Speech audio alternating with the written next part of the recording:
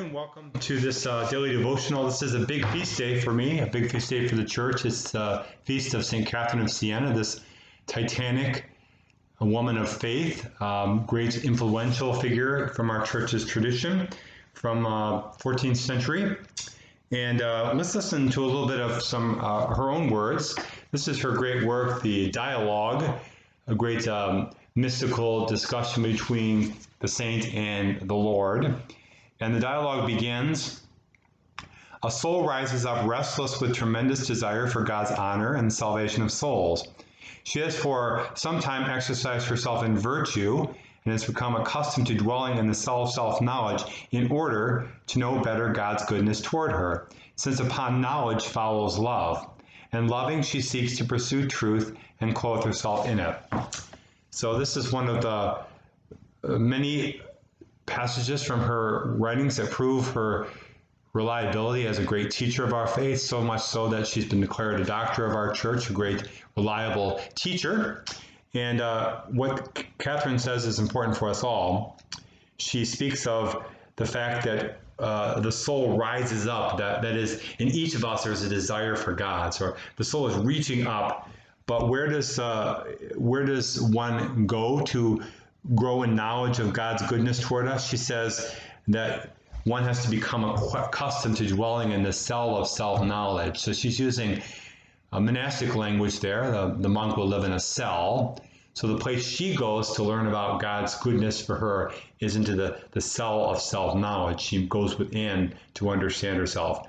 And she says, why is this? Because knowledge follows love.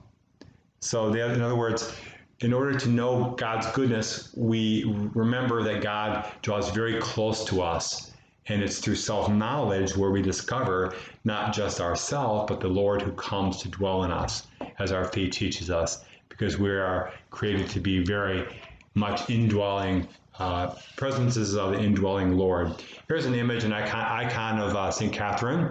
And you can see that she's depicted as a religious. She was a third order Dominican, but more interestingly, I think, is that she's holding the common symbol of purity, the lily, and the idea that the flower is so white and pure, and she was a virgin, she was unmarried, and yet she had a pure heart for God, and that was part of her holiness.